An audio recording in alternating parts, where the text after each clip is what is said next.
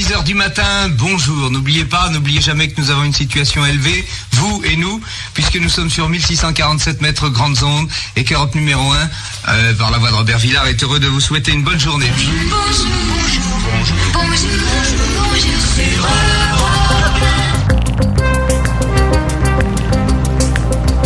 Aujourd'hui, on va encore remonter le temps et plonger dans l'univers des grandes ondes. Cette bande de fréquences a accompagné des générations entières de Français, du poste à lampe avec un œil magique dans la cuisine jusqu'au long trajet en voiture. Les grandes ondes, c'est un signal radio qui porte très loin.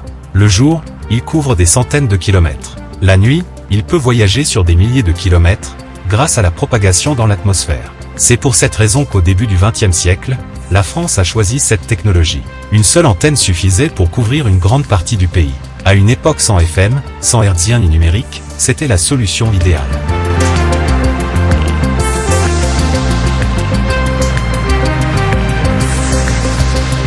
Le tout premier émetteur grandes ondes français fut installé au sommet de la Tour Eiffel, dès 1922. Il s'agissait de la station Radiola, qui devint rapidement Radio Paris.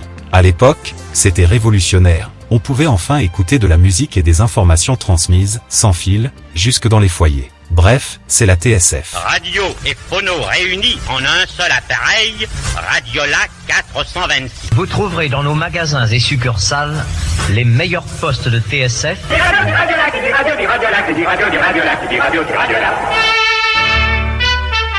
Puis vient France Inter, le service public, qui émettait depuis Alouis, en plein cœur de la France. Son immense antenne garantissait une couverture nationale. En 1937, le ministre des PTT inaugurait au Centre géographique de la France, sur le plateau d'Alouis, près de Vierzon, le premier émetteur français national sur grandes ondes. 30 ans plus tard, aujourd'hui, 1er juillet 1967, M. Jacques-Bernard Dupont, directeur général de l'ORTF, a mis en marche le nouvel émetteur d'Alouis qui, venant s'ajouter aux installations déjà existantes, fait de cet émetteur le plus puissant d'Europe sur grandes ondes avec ses 1100 kW réels. Un émetteur, c'est aussi un nom. Et pour Alouis, le nom, c'est le nom prestigieux de France Inter, 1829 mètres. Ah mon Dieu que c'est bon, quand on écoute France Inter, 24 heures sur 24. Très vite, l'État français interdit l'installation d'émetteurs grandes ondes privés sur son territoire. Résultat, plusieurs stations se sont développées juste au-delà des frontières. Ce sont les fameuses radios périphériques.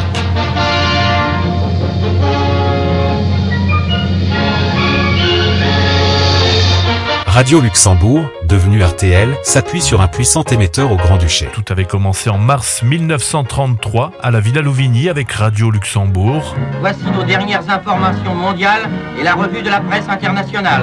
3 ans plus tard, le siège de la radio se déplaçait au mythique 22 rue Bayard à Paris, mais la diffusion se faisait toujours depuis Young-Leinster.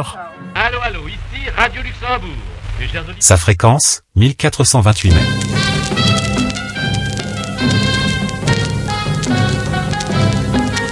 En 1955, une nouvelle venue bouscule le paysage, Europe numéro 1. Son émetteur est installé à Felsberg, en Sarre, sur 1647 mètres.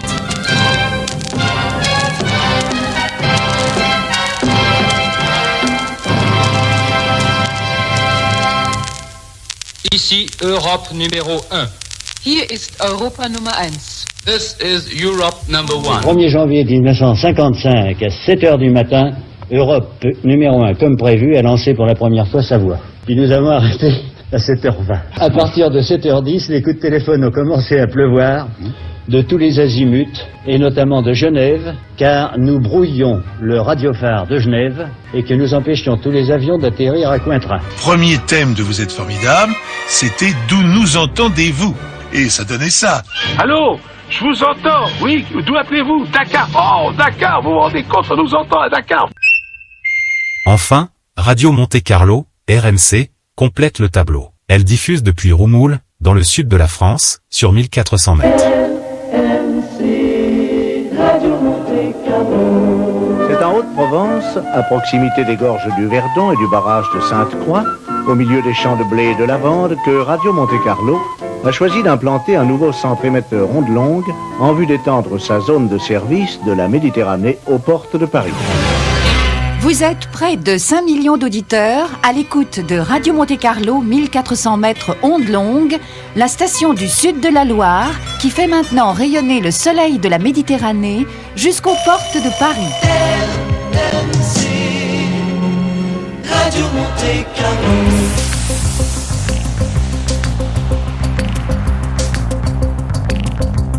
Dans les années 80, une autre bande prend le dessus, la FM. Les radios libres envahissent les ondes avec succès. Son plus clair, en stéréo, plus de parasites, la qualité l'emporte. Peu à peu, les grandes ondes deviennent synonymes de vieux postes qui grésillent. Trop coûteux, trop énergivores, les émetteurs grandes ondes vont s'arrêter les uns après les autres. Le 31 décembre 2016, c'est France Inter qui coupe son émetteur d'Aloïs.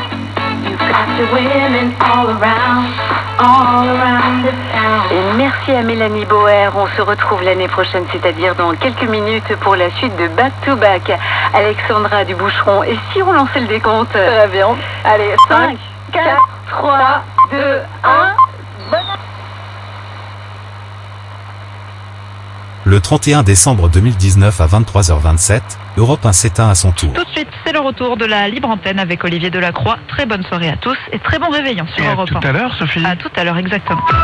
Europe 1. Écoutez le monde changer. C'est toujours sur Europe 1, c'est la libre antenne. C'est votre radio qui vous ouvre ses ondes jusqu'à 1h du matin en direct pour... dans à peine 33 minutes, 32 minutes maintenant, fêter le passage de l'année 2019 à l'année 2020. Et justement, cette période, Sylvie, ce soir, vous êtes toute seule là. Vous n'avez pas eu d'amis qui vous ont convié ce soir Oui, je sais, j'ai la dame qui a fait en sorte, la dame, grâce à qui je suis dans cette maison, qui m'avait invitée, mais je suis pas en état, je suis très très fatiguée. Je suis très dépressive, alors j'aurais aimé être hospitalisée.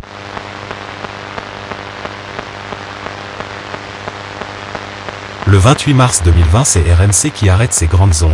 Et le 2 janvier 2023, RTL tire le rideau. Telle était la dernière grande radio de France à continuer d'émettre en grandes ondes. Depuis ce 1er janvier 2023, c'est terminé. Depuis 1971, Georges Lang est l'une des voix mythiques d'RTL. Il compte plus de 50 ans de radio et peut, mieux que personne, parler de cette technologie devenue obsolète des grandes ondes. S'il n'y avait pas eu les grandes ondes, il n'y aurait pas eu mon émission ni de Georges Lang du tout. Puisque la radio, c'était uniquement ces trois piliers qui sont derrière nous, Young Lingster, qui retransmettait tous les programmes qui venaient soit de Paris, soit de la Villa Louvigny. Moi, j'ai fait partie de l'équipe de la Villa Louvigny. On peut se dire qu'il y a aussi la FM et bientôt le DAB partout, mais certains n'ont pas envie de passer par ces nouveaux outils qui sont à notre disposition et sont fidèles à un son. Parce que le son des grandes ondes était un son particulier, un son compressé. Certains, ça les horripilait, d'autres adoraient ça. Georges Lang comprend la décision du groupe d'arrêter cette diffusion devenue marginale et surtout très énergivore puisqu'elle consomme autant d'électricité que la consommation annuelle de 3000 Français, d'autant que ce procédé mis au point au début du XXe siècle devient aujourd'hui obsolète car il est de moins en moins intégré dans les récepteurs. Mais l'avenir de la radio sera la bande FM, la diffusion par satellite et surtout les nouveaux standards de diffusion comme le DAB+, le successeur numérique de la FM ou le streaming via Internet.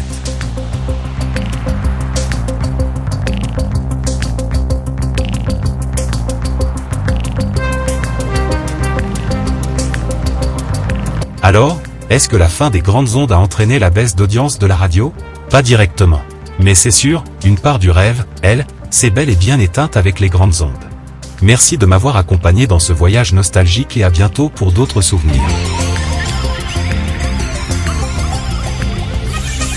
Cube Radio Rétro, la radio comme vous ne l'avez jamais réécoutée.